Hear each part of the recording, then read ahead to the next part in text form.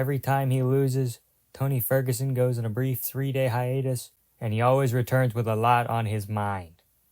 The things he says usually sound something like, "I'll be back next time," "Goats don't float but boats do," and "I'm coming for gold."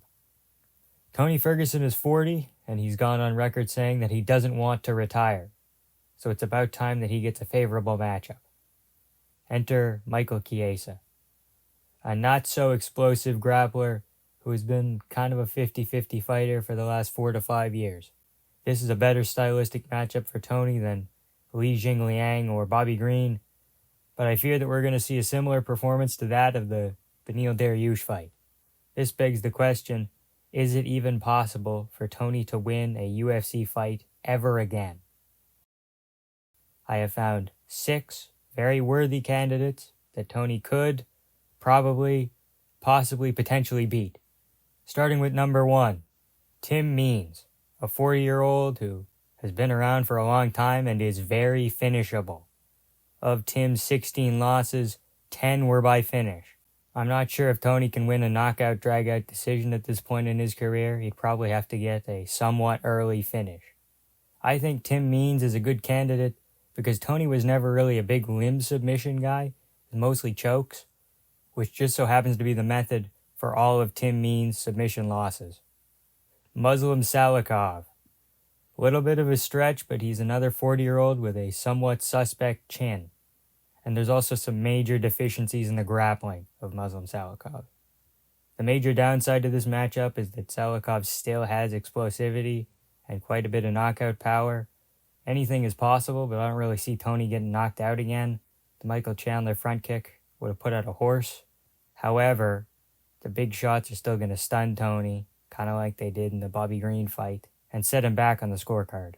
Neil Magny, the Haitian sensation, does not have one-punch power. He lacks explosivity. He's mostly a cumulative damage guy. He is also built like Squidward, which means Tony can chop at the legs, throw front kicks to the body.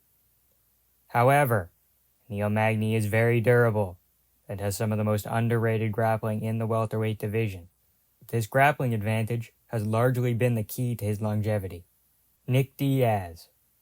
The Diaz brothers both have like a weird deal where they don't fight each other's previous opponents. Maybe they'll make an exception for this one. Similar grappling to Nate, so the submissions could be an issue, especially if Tony puts his head deeper in the goddamn guillotine again. Sorry. I could see them both losing on the August 3rd card and fighting each other next year. Court McGee. You know the drill. Over 40, bit chinny, on a losing streak. What sets Court McGee apart is the fact that he hasn't got a finish in 14 years. So Tony wouldn't have to worry about the scary power from Salikov or the grappling from a few others on this list.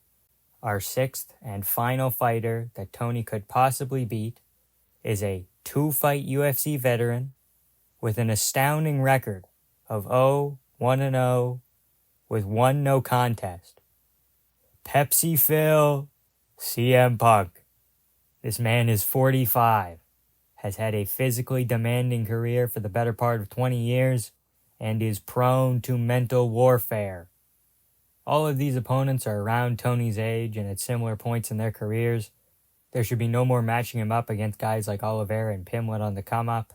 No matter who his next fight is against, I would love to see Tony get a final win before he retires. In my time as a fan, I've never seen Tony get a win. I'm almost starting to feel like it's my fault. If there's any opponent that you think Tony could win against, leave them in the comments.